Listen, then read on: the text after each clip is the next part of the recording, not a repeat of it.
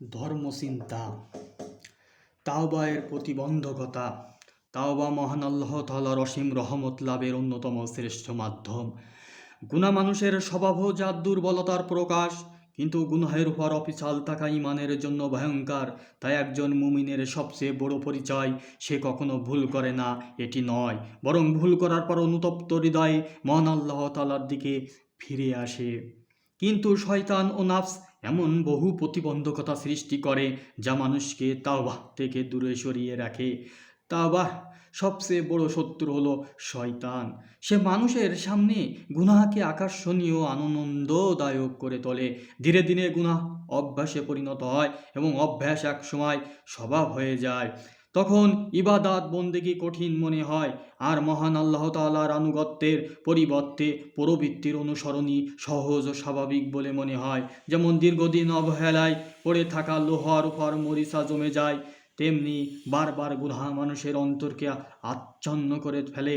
ফলে সত্য উপলব্ধির শক্তিও ক্রমে ক্ষীণ হয়ে যায়। শয়তানেরা একটি ভয়ঙ্কর কৌশল হলো সত্যকে মিথ্যা এবং মিথ্যাকে সত্য রূপে উপস্থাপন করা। কখনো হারামকে হালাল, আবার কখনো হালালকে হারাম বলে বিভ্রান্ত করে। এমনকি ভালো কাজকে খারাপ এবং খারাপ কাজকে ভালো বলে মনে করিয়ে দেয়। তখন মানুষ নিজের ভুলকে সঠিক মনে করতে শুরু করে। যে ব্যক্তি নিজের অসুস্থতাই উপলব্ধি করতে পারে না, সে যেমন চিকিৎসার প্রয়োজন অনুভব করে না, তেমনি যে ব্যক্তি গুনাহকে গুনাহ মনে করে না, তার অন্তরে তাওবার আকাঙ্ক্ষা জাগে না। যে ব্যক্তি নিজের অসুস্থতাই উপলব্ধি করতে পারে না, সে যেমন চিকিৎসার প্রয়োজন অনুভব করে না, তেমনি যে ব্যক্তি গুনাহকে গুনাহ মনে করে না, তার অন্তরে তাওবার আকাঙ্ক্ষা জাগে না। তাওবাহ বিলম্বিত করাও শয়তানের একটি পুরনো ফাঁদ। সে মানুষকে বলে, এখনই তাওবাহ কি প্রয়োজন, সামনে তো অনেক সময় আছে। ছাত্র জীবনে বলে, পড়াশোনা শেষ হলে করো। চাকরি হলে বলে, সংসার গুছিয়ে নাও। সংসার হলে বলে, বার্ধক্যে তাওবাহ করলেই হবে। এভাবেই একদিন জীবন ফুরিয়ে যায়, অথচ মৃত্যু কখনো বয়স, পেশা কিংবা পরিকল্পনার অপেক্ষা করে না। তাই তাওবাহ সর্বোত্তম সময় আগামীকাল নয়, আজ, পরে নয়, এখনই।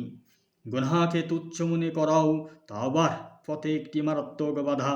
আব্দুল্লাহ ইবনে মাসউদ রাদিয়াল্লাহু তাআলা আনহু বলেন, মুমিন তার গুনাহকে এমন মনে করে যেন সে একটি পাহাড়ের নিচে বসে আছে এবং আশঙ্কা করছে পাহাড়টি তার উপর ভেঙে পড়বে।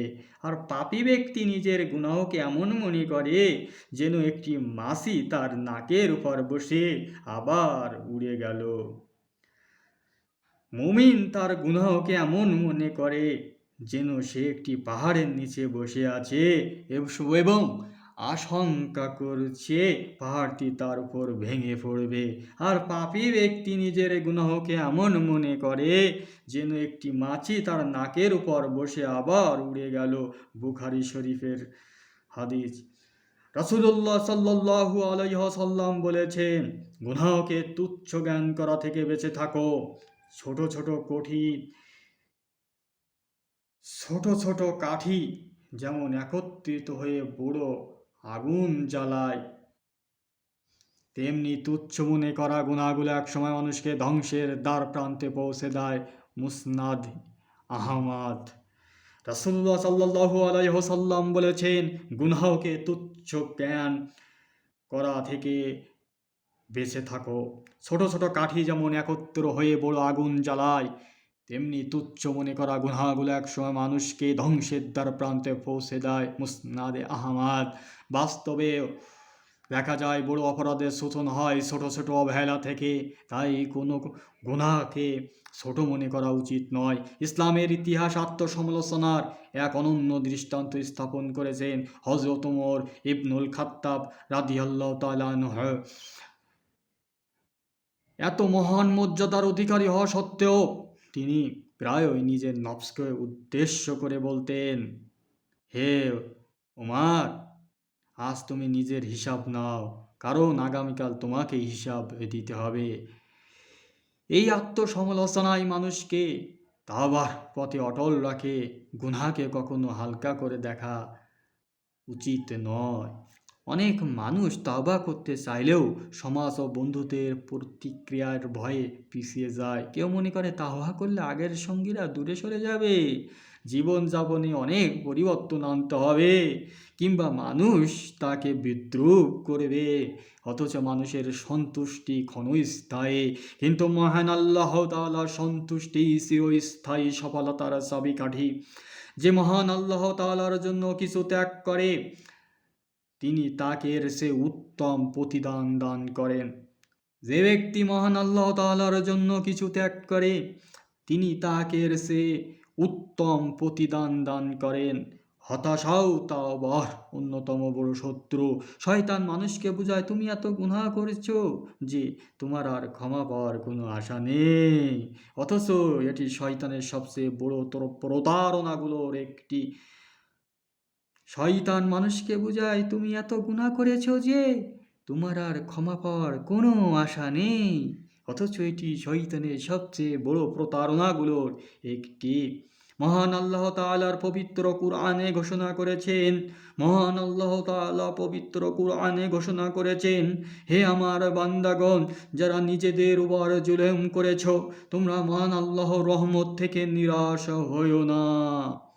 নিশ্চয় মহান আল্লাহ তাআলা সব গুনাহ ক্ষমা করেন। নিশ্চয় তিনি পরম ক্ষমাশীল, পরম দয়ালু। সূরা আল জুমার আয়াত 53। মুমিনের জীবন গুনাহমুক্ত নাও হতে পারে, কিন্তু তাওবা শূন্য হওয়া উচিত নয়। কারণ আন্তরিক অনুশোচনা মানুষকে মহান আল্লাহ তাআলার রহমতের দ্বার প্রান্তে পৌঁছে দেয়। তাই শয়তানের কুমন্ত্রণা, গুনাহকে তুচ্ছ ভাবা, তাওবা বিলম্বিত করা, মানুষের সমালোচনার ভয় কিংবা হতাশা, কোনোটি যেন আমাদের মহান আল্লাহ তাআলার দিকে ফিরে আসার পথে বাধা হয়ে না দাঁড়ায়। যে বান্দা আন্তরিক হৃদয়ে তার দরবারে ফিরে আসে, যে বান্দা আন্তরিক হৃদয়ে মহান আল্লাহর দরবারে ফিরে আসে, মহান আল্লাহ তাআলা কখনো তাকে নিরাশ করেন না। যে বান্দা আন্তরিক হৃদয়ে মহান আল্লাহর দরবারে ফিরে আসে, মহান আল্লাহ তাআলা কখনো তাকে নিরাশ করেন না। আল্লাহ সর্বজ্ঞ। মহান আল্লাহ তাআলা আমাদের সবাইকে আন্তরিক, খাঁটি ও কবুলযোগ্য তাওবা করার তৌফিক দান করুন। আমিন। ওমা তৌফিকে ইল্লা বিল্লাহ। আসসালামু আলাইকুম ওয়া রাহমাতুল্লাহ।